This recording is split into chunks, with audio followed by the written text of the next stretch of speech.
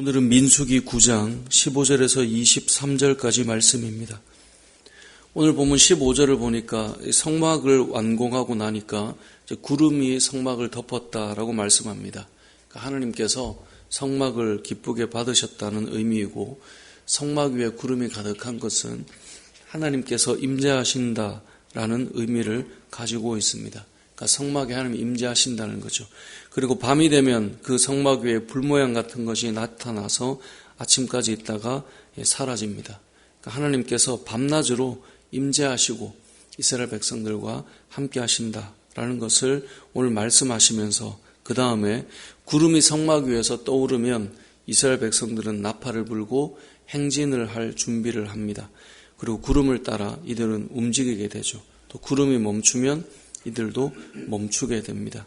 17절 말씀을 보니까 구름이 성막에서 떠오르는 때에는 이스라엘 자손이 행진하고, 구름이 머무는 곳에는 이스라엘 자손이 진을 치고 멈추죠. 또 22절을 보니까 이틀이든지 한 달이든지 1년이든지 구름이 성막 위에 머물러 있으면 이스라엘 자손도 머무는 거예요. 그 기간이 얼마냐 상관없이 구름이 있으면 하나님께서 자 여기 멈춰라고 하면 멈추는 거고, 가자 하면 가는 거예요.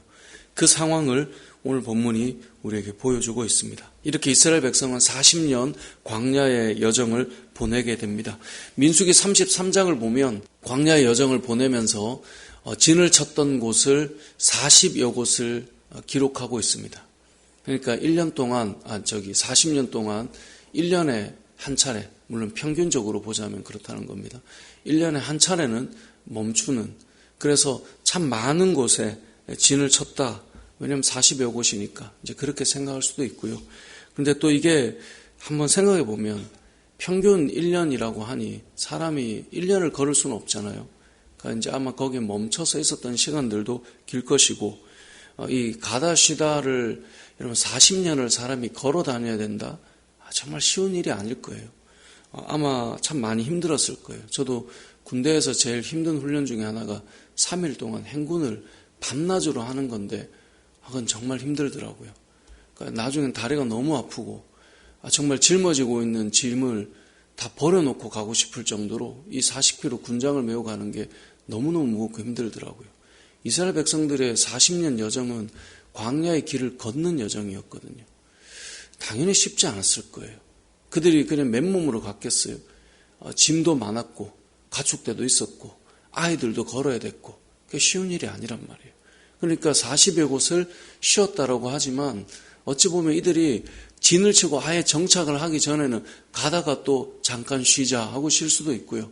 그리고 또 갈 수도 있고, 그러한 시간을 밤낮으로 걸으면서 40년의 여정을 보냈다. 쉽지 않죠. 어쩌면 이 시간에 불평하고 원망하는 것이 사람이라면 일어날 수밖에 없을 상황일 수도 있습니다. 근데 그런 상황을 만든 것이 본인들이기 때문에 이 불평과 원망이 사실 좀 부끄러울 수밖에 없는 것인데, 그들이 가나안을 정탐한 이후에 들어갈 수 없다는 불신 때문에 40년을 사실 걸어야 했기 때문에 할 말은 없는 것이지만, 그 걸음걸이는 참 쉽지는 않았을 것이다 라는 생각이 듭니다. 생각해 보면 이 가나안으로 들어가는 광야 여정이 쉽지 않았다라고 하는 것은 사실 우리의 믿음의 여정에 대한 이야기이기도 합니다. 여러분, 우리가 하나님 나라에 들어가기까지의 믿음의 여정은 쉬운 길은 아닙니다. 예수님께서 마태복음 7장 14절에서 이렇게 말씀하셨습니다. 생명으로 인도하는 문은 좁고 길이 협착하여서 찾는 자가 적음이라. 여러분, 믿음의 길은 너무나 쉽고 편하고 막 어렵지만 마음이 항상 평안하고, 그렇게 우리가 늘 표현하지만 실상은 우리의 삶의 여정 속에 때로는 참 어렵고 고단하고 참 힘들다. 저도 어제 저녁에 또 다른 모임이 있어서 갔는데 앉아서 제가 계속 꾸벅꾸벅 졸고 있더라고요. 그러니까 이게 어찌 보면 저나 여러분이나 사람의 몸은 한계가 있지 않습니까? 중요한 자리에 간다 해도 체력적으로 저녁까지 계속 뭔가를 하다 보면 지치게 되죠. 그렇다고 또 크리스찬들이 어떤 자리나 해야 될 일이나 이런 것들이 또 다 감당하며 살아가는 분들이시니까 여러분들도 지치죠. 그러면서도 주를 위해 살아가고 또 내가 어떤 말을 하고 어떤 삶을 살아야 되는가 힘들 수 있단 말이죠. 이런 믿음의 길은 예수님께서 말씀하셨던 것처럼 사람들이 많이 찾는 길이 아닙니다. 좁고 협착하고 쉽지 않다는 이야기를 해 주시고 있죠. 주님의 제자로 살아간다는 것, 그러면 제자도라고 하는 것, 저도 예전에는 참 많이 성경 공부를 이 주제별로 공부를 많이 했기 때문에 제자란 어떤 삶인가 그렇게 배울 때 보면 자기를 부인하고 자기 십자가를 지고 살아간다. 쉬운 길이 아니라는 겁니다. 근데 더 어려운 건 뭐냐? 더 큰 문제는 이게 혼자 가는 길이 아니에요. 이런 믿음의 여정은 개인의 신앙의 이야기 같지만 우리는 다 교회에 소속돼 있죠. 어떤 사람들은 교회가 뭐 필요하냐? 이 무교회론주의자들이 있습니다. 무교회주의자들이 있지만 성경을 잘 보면 항상 믿음의 사람들은 교회 공동체를 이루며 살았습니다. 근데 교회 공동체가 가지고 있는 문제가 뭡니까? 다들 다양한 믿음의 사람들이 섞여 있다는 거예요. 섞여 있다는 말은 믿음의 크기도 다르고 영적인 안목도 다르고 그러다 보니까 어떤 이들은 믿음의 눈으로 볼 때 이거 갈 수 있는 길이에요. 근데 어떤 이들은 믿음의 눈으로 볼 때 이건 갈 수 없는 길이에요. 그래서 어떤 사람은 어떤 도전이 되고 마음이 뜨거워지는 그 길을 가고 있는데 어떤 이들은 같은 길을 가면서 불평하고 원망하고 비난을 하기 때문에 이게 힘겨운 길이라는 거예요. 무슨 말을 하는 거냐면 지금 40년 여정을 오늘 이제 본문을 보면 하게 됨을 보고 있는데 구름이 가면 가고 구름이 멈추면 멈추고 40년을 했단 말이에요. 이 원인은 뭡니까? 가나안을 정탐하고 돌아왔을 때 어떤 사람은 그 땅을 볼 때 마음이 뜨거웠어요. 근데 어떤 사람은 그 땅을 보고 왔을 때 불평하고 원망하고 하나님 앞에 비난하고 백성들 앞에 두려움을 조장하고 그랬단 말이에요. 같은 걸 보고 와서 어떤 사람들은 그것이 하나님 주시는 비전의 땅임을 소망을 가지고 돌아왔는데 같은 상황에서 10명의 사람들은 그렇게 보지 않았어요. 불평의 거리고 원망의 거리였단 말이에요. 그러니까 공동체가 함께 걸어갈 때 원래 믿음의 길은 좁고 협착한데 함께 모여있는 사람들조차도 나머지 10명이 여러분 다 지파의 대표성을 가진 대단한 사람들이었어요. 우리가 여호수아와 갈렙이 이 긍정적인 이야기를 했기 때문에 그 두 인물만 기억하고 있지만 모두가 지파에서 네로라는 사람을 뽑아서 세운 사람이 정탐을 했단 말이에요. 교회로 보자면 그냥 직분으로 보면 다 중직자예요. 그럼 중직자라고 다 같은 말을 할까요? 그렇지 않아요. 같은 상황에 같은 걸 보고도 우리는 어떤 사람은 마음이 뜨거워져서 비전을 이야기하고 있는데 어떤 사람은 그 자리에서도 안 된다라고 말하고 불평하고 원망하고 그렇게 섞여 있단 말이에요. 그러니까 어떤 일이 일어납니까? 여호수아와 갈렙과 모세가 하나님의 비전과 꿈을 외쳤지만 다 40년 뺑뺑이 돌아야 됐던 거예요. 왜요? 섞여 있는 다른 10지파의 리더들이 비전과 뜨거움과 그 마음이 아니라 그들은 뭘 봅니까? 늘 현실의 눈, 지금 보이는 것. 그러니까 이들과 함께 가야 되기 때문에 같이 걸어가야 되기 때문에 이게 한 달도 안 되면 들어갈 수 있는 길을 무려 40년을 그렇게 걸어서 또 걷고 또 걷고 결국은 그 광야의 여정 속에 모세도 죽고 아론도 죽고 미리암도 죽고 다 떠나가야 되는 그 길을 섞여 있기 때문에 갈 수밖에 없는 그 여정들을 이들은 살아야 됐단 말이에요. 결국은 믿음의 길이 쉬운 건 아닙니다. 왜 쉽지 않냐? 첫 번째는 그 길 자체가 어려운 거고요. 두 번째는 함께 가야 되는 사람들과 보폭을 맞춰야 되기 때문에 더 많은 것들을 신속히 볼 수 있는 것도 결국은 세월이 걸리고 영적인 안목이 다 되질 않으면 다 뜨거운 건 아니거든요. 다 막 이렇게 갈 수 있는 마음들은 아니거든요. 왜냐하면 10명의 대표들은 애굽으로 돌아가자고 할 정도로 그러니까 사람이 그렇잖아요. 여기는 아니잖아 라고 해서 분명히 나왔는데 과거로 돌아가자라고 말할 정도로 그 정도로 우리는 어리석단 말이에요.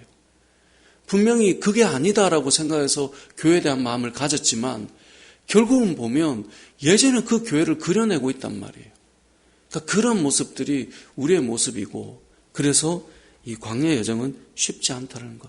하지만 오늘 본문에서 우리가 계속 반복되고 있는 보고 있는 말씀은 무엇입니까? 여호와의 명령을 따라 그 믿음의 길을 그래도 이들은 꾸준히 가고 있다. 그래서 신앙생활을 잘 생각해 보면 여러분 우리의 믿음의 삶은 이 광야의 여정, 과정이 곧 우리의 믿음의 여정이다라고 보는 것이 가장 맞다는 생각을 해봅니다. 오늘 말씀을 묵상하면서 그런 생각이 들었습니다. 여러분 출애굽 1세대가 눈에 보이는 가나안 땅에 들어가진 못했지만 이들의 대다수는 천국으로 갔을 것입니다. 분명히 이들은 눈에 보이는 약속의 땅 가나안은 못 들어갔지만 모세나 아론이나 미리암이나 그리고 수많은 이 가나안으로 가는 과정이 전부였던 출애굽 1세대들도 다 눈에 보이는 가나안 땅은 못 갔지만 그 과정 자체가 신앙의 여정이고 하나님께로 다 갔을 사람입니다. 그러니까 그들의 인생 자체가 여호와의 명령을 따라 걸어가는 것이었고 그 자체가 천국을 향하는 여정이었다라고 우리는 보아야 합니다. 이건 다시 말해서 우리가 이 땅에서 눈에 보이는 성취를 이루게 되는 사람도 있고 때로는 그것을 감당하다가 후대에게 사명을 남기고 떠나는 사람도 있어요. 그러니까 모세 같은 경우도 그렇지 않겠습니까? 얼마나 가고 싶었어요. 하지만 과정을 밟다가 하나님의 품으로 간 거잖아요. 그러니까 우리는 과정이든 결과든 다 하나님의 명령을 따라 이 세상의 믿음의 길을 걷다가 하나님의 품으로 다 가게 될 사람이다. 그러니까 믿음의 여정 가운데 우리는 있다라는 것. 땅에서 있는 어떤 성취는 과정이기도 하고 결과이기도 하고 그것이 우리의 궁극적인 목적이 아니라 이 믿음의 여정 자체가 천국으로 가고 있는 과정이다. 이렇게 보는 것이 가장 의미가 있지 않을까 그런 생각을 해보게 됩니다. 아무튼 오늘 본문에서 믿음의 여정 속에 가장 중요한 것이 뭐냐? 하나님의 임재가 첫 번째이고 그 다음에 여호와의 명령을 따라 살아가는 것입니다. 23절을 보십시오.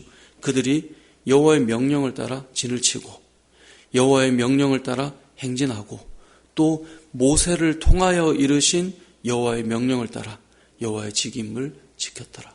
그렇게 걸어가는 여호와의 명령을 따라 걸어가는 그들처럼 오늘 우리도 가야 될 길과 멈춰야 될 길 여호와의 명령을 따라 순종하며 가는 것이고 때로는 좁고 협착한 길이라 할지라도 여러분 나중에 33장에 보면 그들이 진을 쳤던 곳이 다 물이 있는 곳이 아니에요.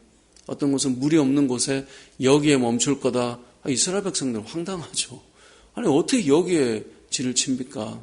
그래서 하나님 앞에 왜입니까? 뜻을 물어야 되는데 바로 불평하고 원망하고 물론 그래서 하나님께서 그곳에 반석에서 또 물을 내시고 왜 진을 치게 하셨는가 의미도 가르쳐 주시지만 모든 진을 치는 곳이 다 물이 있는 곳은 아니었단 말이에요. 그러니까 그 말은 우리가 가는 길도 하나님이 원하는 길이지만 왜 이 길일까라는 곳이 있고요. 또 이곳에 좀 더 머물렀으면 하지만 또 가게 하는 길도 있고 여호와의 명령을 따라 저와 여러분이 이 길을 잘 걸어갔으면 좋겠고 같은 곳을 보아도 여호수아와 갈렙처럼 영적인 눈이 뜨여서 마음이 뜨거운 사람도 있지만 같은 사람을 보고 같은 상황을 보아도 그것을 그렇게 보지 못하여서 불평하고 원망하는 일이 공동체 안에 비록 있다 할지라도 또 그것 때문에 갈등하게 되고 그것 때문에 때로는 돌아가기도 하고 그것 때문에 힘겨운 시간을 조금 더 보내야 한다 할지라도 그 자체가 우리의 믿음의 여정이다라는 사실을 기억하며 하나님의 명령을 따라서 믿음으로 잘 살아갈 수 있는 저와 여러분의 인생이 되시길 주님의 이름으로 축복합니다.